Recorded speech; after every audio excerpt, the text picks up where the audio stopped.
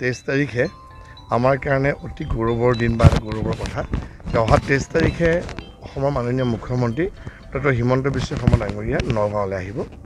নগাঁৱত অহাৰ উদ্দেশ্য আছিলে যে শ্বহীদ মনমৰ নাথৰ এটি পূৰ্ণাংগ মূৰ্তি ইতিমধ্যে আমাৰ নিৰ্মাণ হৈ আছিলে আৰু এই মূৰ্তিভাগ তেওঁৰ হাতেৰে সুপ্ৰতিষ্ঠান কৰিবৰ কাৰণে সকলোৱে বিচাৰিছিলে আৰু সেইকাৰণে এই আমাৰ দিনটো তেওঁ 23 তাৰিখে আমাৰ নিৰ্ধাৰণ কৰি দিছে আৰু আহোঁতে নগাঁও চহৰলৈ সোমোৱা যিখন ডিমৌত যিখন গেট বা যিখন তোৰণ নিৰ্মাণ হ'ল সেইখনো তেওঁ সুপ্ৰতিষ্ঠান কৰিব।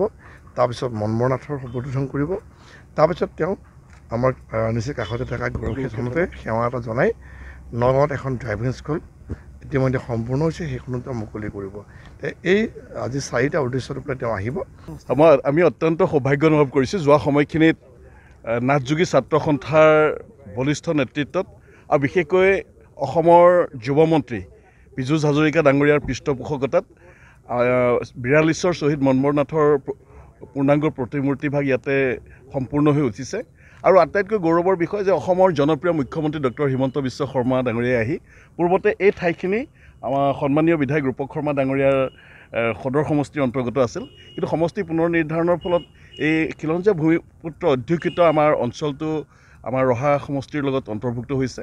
আমি সৌভাগ্য অনুভৱ কৰিছোঁ যোৱা সময়খিনিত ৰূপক শৰ্মা ডাঙৰীয়া আৰু পীযুষ হাজৰিকা ডাঙৰীয়া যুটীয়াভাৱে মিলি পেলাই আমাৰ নাথযোগী ছাত্ৰ সন্থা তেখেতসকলৰ লগত সহযোগিতা কৰি পেলাই এই পূৰ্ণাংগ মূৰ্তিভাগ বীৰ শ্বহীদজনাৰ স্মৃতিত পূৰ্ণাংগ মূৰ্তিভাগ তেওঁলোকে প্ৰতিমূৰ্তি ইতিমধ্যে আমাৰ নিৰ্মাণ কৰি সম্পূৰ্ণ হৈছে আৰু অসমৰ জনপ্ৰিয় মুখ্যমন্ত্ৰীগৰাকী আহি অহা 23 তাৰিখে আহি পেলাই আমাক শুভাৰম্ভ কৰিব। এই উদ্দেশ্যে আজি গোটেই প্ৰস্তুতিখিনিৰ আমি আহি পেলাই কেনেধৰণে কি হৈছে আমি দুইজন বিধায়কে আহি পেলাই ইয়াৰ প্ৰস্তুতি লৈছোঁ।